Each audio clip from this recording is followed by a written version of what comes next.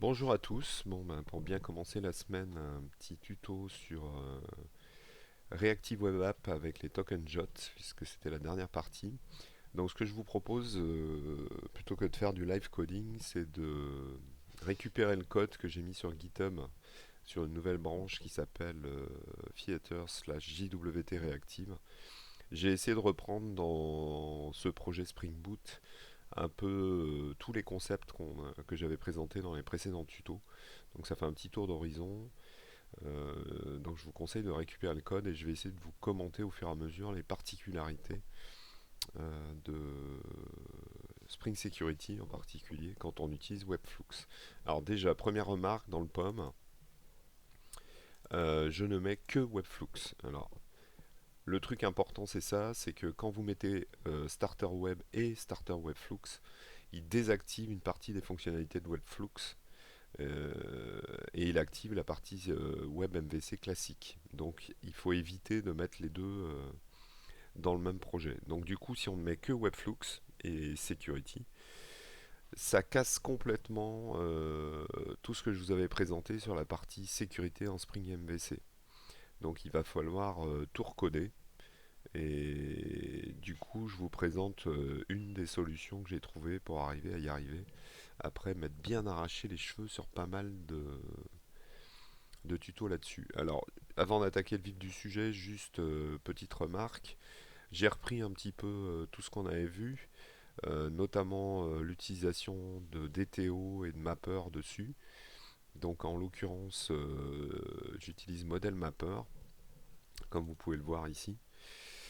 Donc, que j'ai rajouté dans les dépendances. Et JSON Web Token, JJWT, pour l'API de génération des tokens et de décodage des tokens.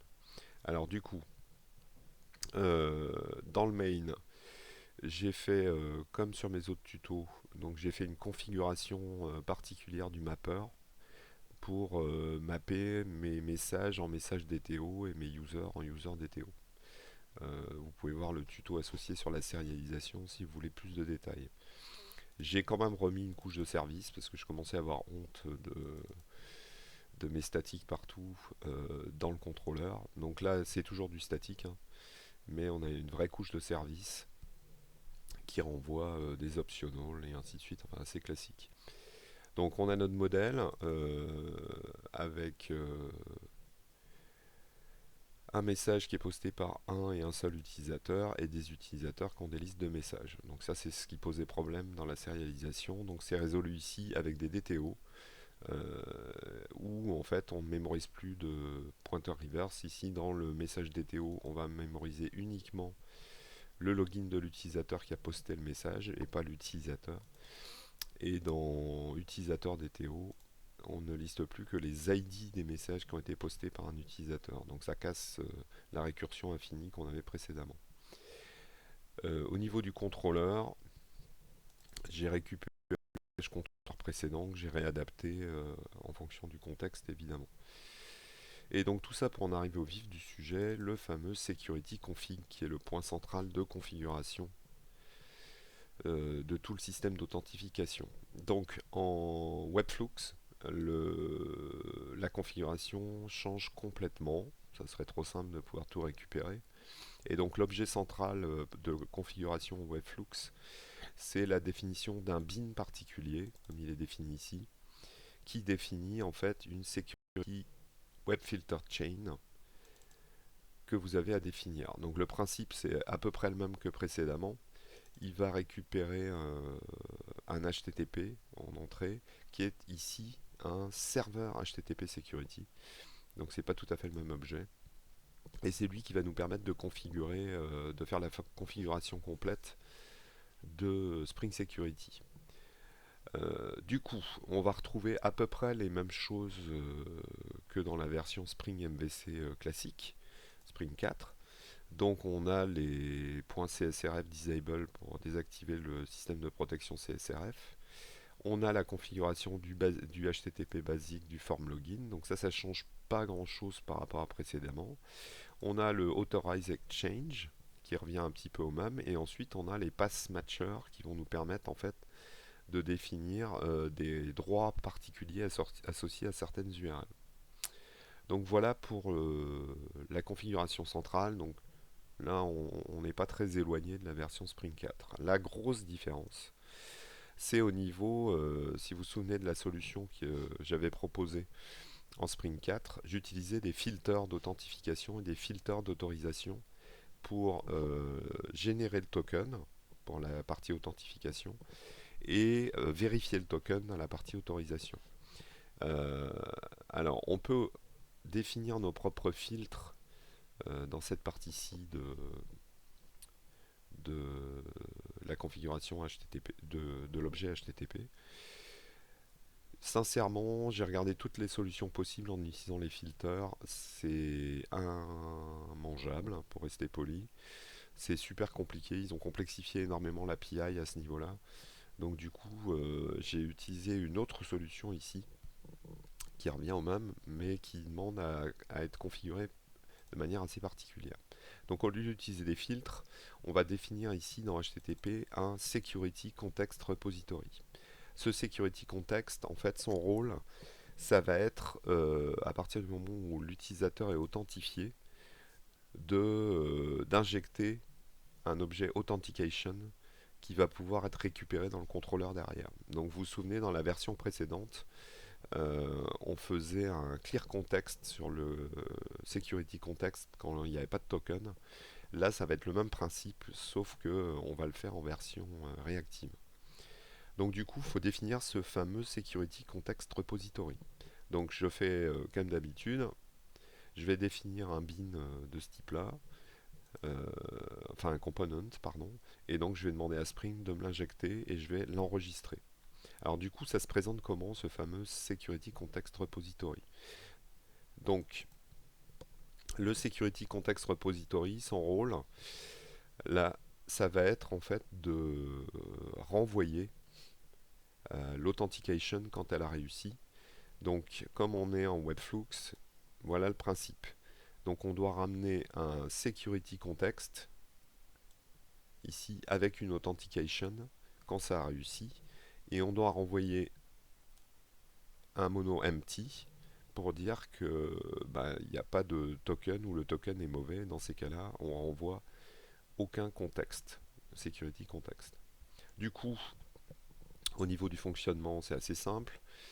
J'implémente la fameuse interface Server Security Context Repository. Voilà. Et ce que je vais faire, c'est donc définir deux méthodes. Alors la première méthode save qui permet de sauvegarder le security context va être jamais appelée en l'occurrence. Donc elle nous sert à rien. Je vais mettre juste une levée d'exception. Et la méthode importante, c'est load qui va être appelée à chaque appel. Donc ça veut dire qu'à chaque appel sur notre API, on va passer par cette méthode load. Donc ça va être cette méthode qui va être chargée de vérifier que le token est dans le contexte de l'entête de la requête et éventuellement de le décoder. Donc du coup, son boulot, c'est quoi? Elle prend en paramètre un server web exchange, donc c'est la nouvelle API. Hein. Du coup, qu'est-ce qu'elle va faire? Elle va récupérer la requête à partir de ce web exchange. Dans cette requête, elle va récupérer dans les headers de la requête le fameux champ authorization.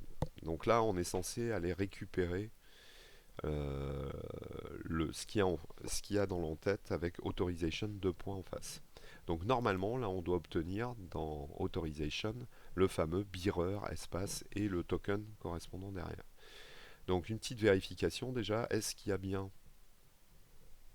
un, un champ dans les headers qui renvoie cette fameuse autorisation. Donc s'il n'y a pas d'autorisation dans l'entête, on va se retrouver avec nul et on va directement renvoyer un empty. Et on vérifie une deuxième chose, que l'autorisation commence bien par le token préfixe. En l'occurrence ici, ça doit être bearer espace comme d'habitude. Du coup, on enlève le bearer espace, on récupère le token. Et ce qu'on va faire, c'est tenter de parser ce token. Donc là, je vais utiliser une méthode qui était déjà définie dans les versions précédentes. J'ai un objet qui s'appelle JWT Tokens qui a des méthodes encode et décode qui permettent de encoder, décoder, de tenter de décoder les tokens. Du coup, ce qu'on fait, on tente le coup, on essaie de décoder le token. S'il nous lève une exception mauvais token, donc ça veut dire qu'il y a un problème avec le token, je vais en fait me retrouver ici et je vais renvoyer un mono.empty pour dire qu'il n'y a pas eu d'authentification, enfin il n'y a pas de contexte d'authentification. Du coup, si ça a marché, par contre, ce que je vais faire, c'est renvoyer un mono qui va contenir en fait le contexte de sécurité dans lequel j'ai mis l'authentification qui a réussi. Alors, j'ai un peu modifié le JWT token. Au lieu de prendre un user detail, je prends un utilisateur ici en paramètre. Ça change sincèrement pas grand chose. Et le decode token, ben, il reste le même. Donc on va simplement essayer de parser le token. Et si ça fonctionne pas, que le token est mauvais, je lève une exception. Voilà. Donc vous voyez, ce security fait grosso modo le boulot que faisait le authorization filter précédemment. Il faut juste comment l'écrire. Voilà pour ça. Donc ça, c'est celui qui va être géré de vérifier l'authentication, l'autorisation, pardon, à chaque requête. Donc il ne nous reste plus qu'à faire l'équivalent du deuxième filtre, qui était de dire bah, il faut une URL pour se loguer et récupérer ce fameux token. Donc c'est une URL qu'on va appeler sans token au départ et qui va nous permettre de récupérer la réponse. Là, du coup, je n'ai pas trouvé de solution simple pour le faire, comme je vous avais présenté avec les filters dans Spring 4. Le seul moyen de le faire, le plus simple, c'est de l'écrire nous-mêmes à la main sous la forme d'un contrôleur. Donc j'ai rajouté un deuxième contrôleur ici, qui s'appelle auth-controller, qui va être chargé en fait de faire le login et de générer le token. Du coup, au niveau du code, ça donne quoi? Donc, première chose, donc je vais faire un /auth/login pour le login. Et donc, but du jeu, c'est de récupérer un username password, de vérifier qu'ils sont OK, et ensuite de renvoyer, s'ils sont OK, le token valide correspondant. Alors, pour que ça soit dans les exemples précédents, je les passais par URL encoded ou directement dans le pass. Là, je fais quelque chose de plus propre. Je vais faire un request body qui contient en JSON un username et un password. Du coup, je définis ici une classe helper qui permet en fait de stocker juste ces deux champs. Donc, mon login va prendre ce username password en JSON. Donc, je teste s'ils sont pas nuls, sinon je renvoie une bad request tout de suite.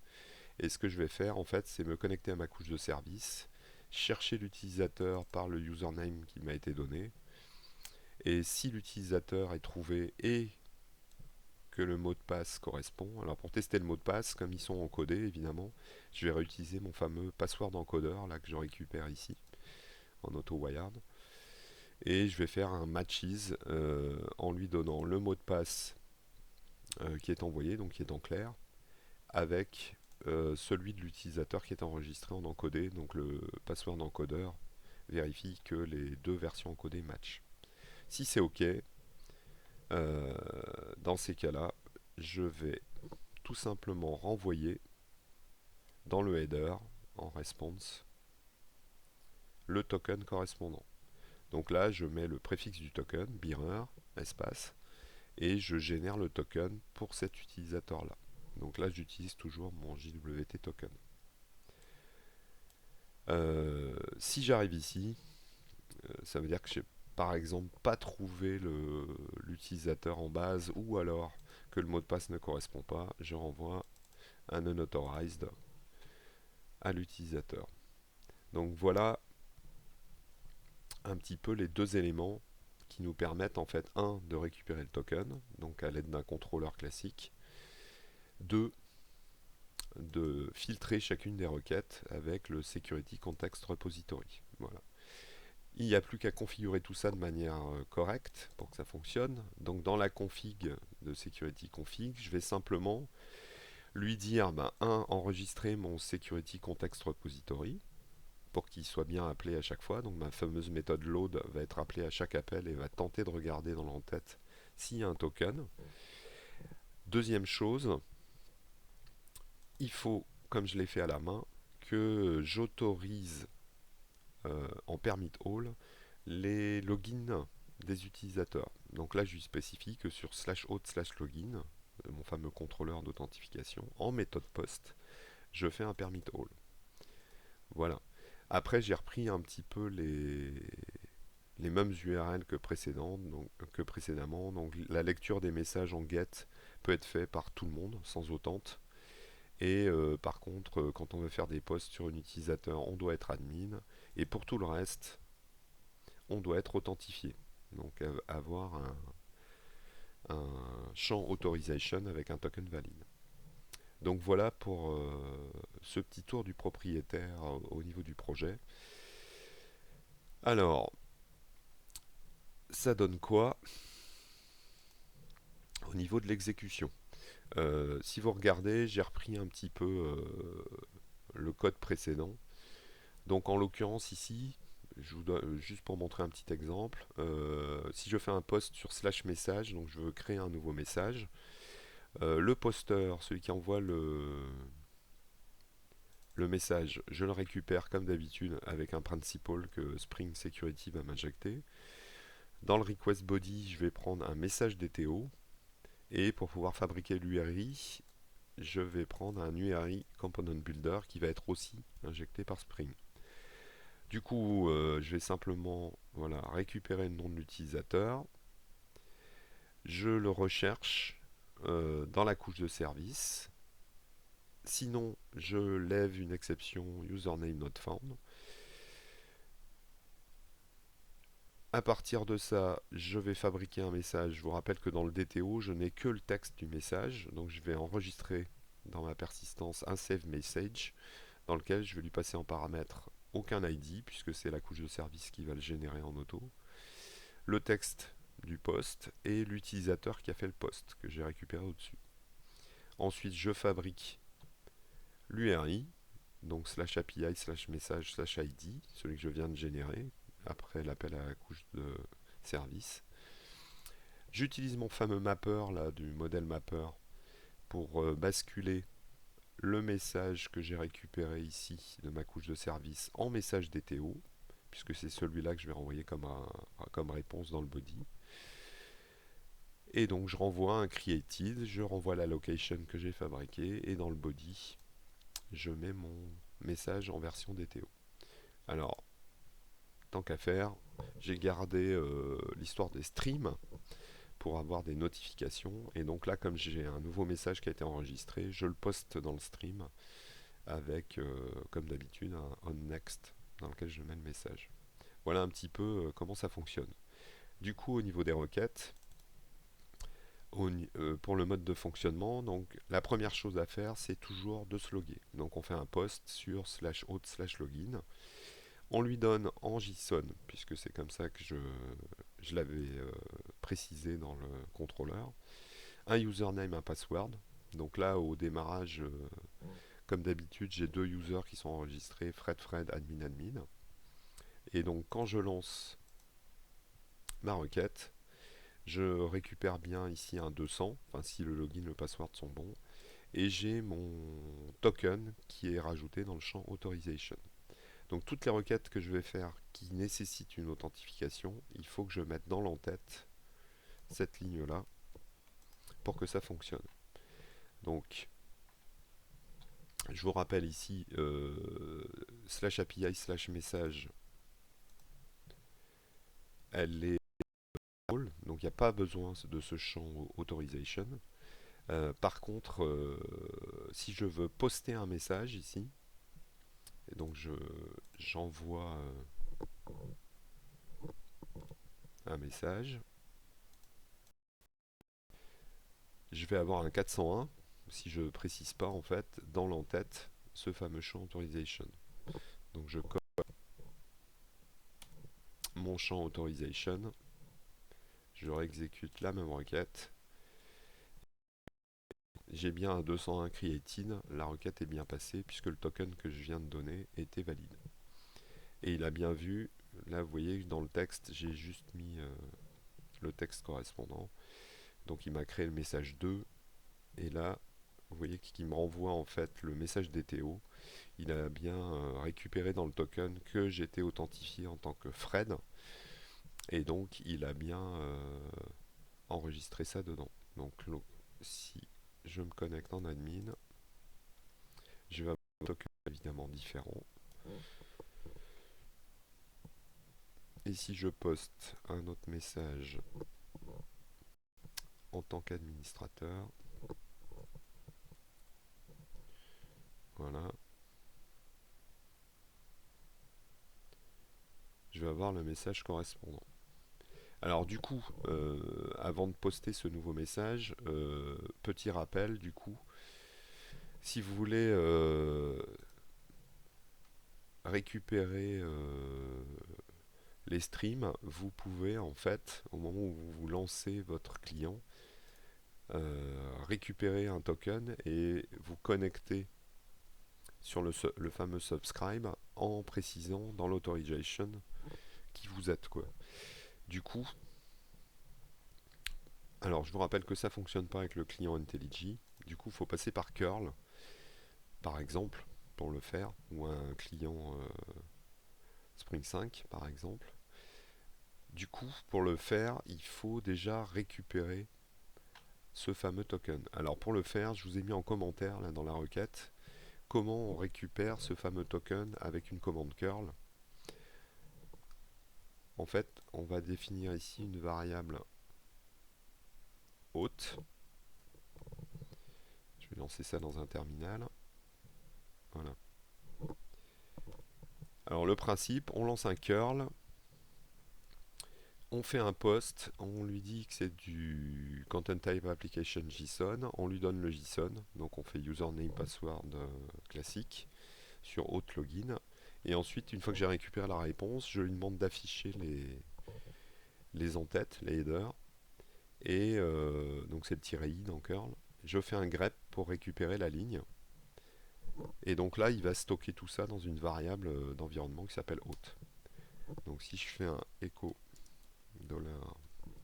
$hôte, voilà, il a stocké en fait dedans la ligne complète authorization de points avec le token. Donc c'est cette ligne là qu'il faut que je renvoie si je veux lancer une commande curl euh, qui nécessite une authentification. Donc il suffit juste, voilà, de préciser un -h et je vais lui remettre la fameuse variable $hôte qui contient la ligne complète. Et du coup là je me connecte en précisant mon authentification. Donc voilà pour ça. Du coup j'avais ici une authentification avec l'administrateur en l'occurrence, si je ne dis pas de bêtises.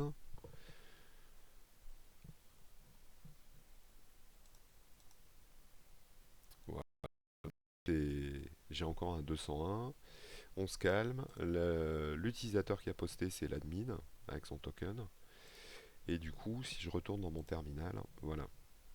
Donc là, j'ai mon stream qui fonctionne, qui peut être authentifié, il n'y a aucun souci. Il faut juste faire évidemment le login avant. Voilà pour le petit tour du propriétaire. Alors, mauvaise surprise quand même, un petit bug que j'ai repéré après avoir fini tout ça. Les histoires de rôle. Vous vous souvenez, donc,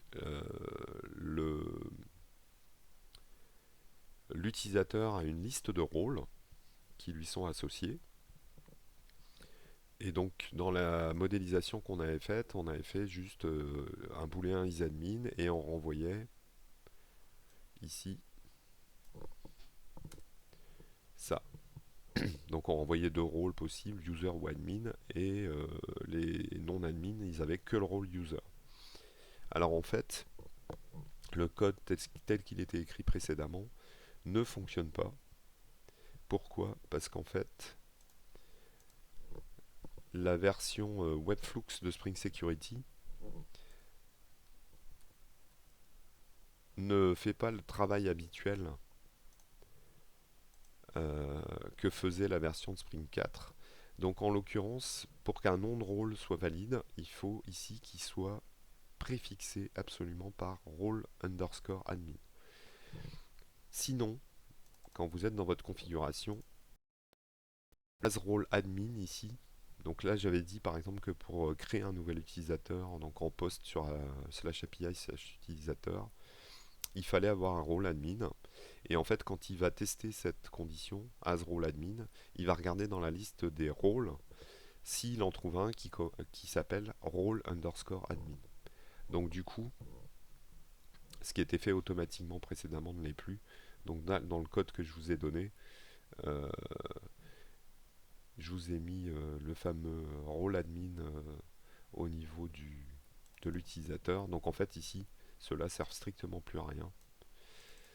Il faudrait, pour que ça fonctionne, voilà, les mettre tous comme ça. Le caractère correspondent au test qui va être fait.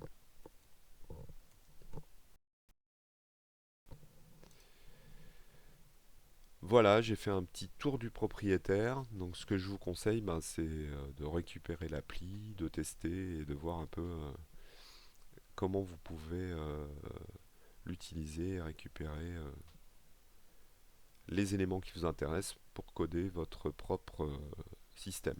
Donc je vous rappelle le truc important euh, et rien d'autre. Dernier petit truc, cette question-là m'avait été... La problématique, c'est que quand on ne prend que Webflux, le controller advice n'existe plus. Ils ont enlevé ça aussi, tant qu'à rigoler. Et donc du coup, pour la gestion des erreurs, je vous ai rajouté un petit exemple dans le message controller. On ne peut plus utiliser le fameux controller advice qui permettait de gérer les exceptions et de les transformer en response entity. Du coup, c'est à la fin de tout du code. Euh, je vous ai rajouté ici deux exemples de gestion des exceptions. En l'occurrence ici, c'est dans le contrôleur, donc on rajoute ça directement dans le contrôleur avec une annotation @exceptionHandler. Et là, on va lui préciser en fait des méthodes de gestion des levées d'exception. Donc, en l'occurrence, sur l'exemple, là, j'ai deux exceptions qui sont levées. J'ai un message not found et un utilisateur not found quand on essaye d'accéder à un slash utilisateur qui n'existe pas ou un slash message avec un ID qui n'existe pas. Et donc là, elles vont être capturées ici. Et au lieu donc de provoquer une erreur 500 internal server error, ce qui va se passer, c'est qu'on va la capturer et renvoyer ici un not found. Et dans le body de la response, je vais mettre un message correspondant au message d'erreur de l'exception. Donc du coup, si j'appelle par exemple ici un get sur un message 5 qui n'existe pas, voilà, il va bien capturer l'exception message not found levé, il va me renvoyer à la place un code 404 et il va mettre dans le body le message correspondant que j'ai mis dans la response, en l'occurrence ici, le message de l'exception, le message associé à l'exception. Alors, pour faire ça encore plus proprement, il faudrait normalement un message en JSON avec un code d'erreur et ainsi de suite. Bon, ça dépasse un peu le cadre, donc vous voyez, il suffit de rajouter vos exception handlers, ce qui vous permettra en fait de gérer les erreurs associées. Voilà, je vous souhaite de vous amuser avec tout ça et je vous dis à très bientôt.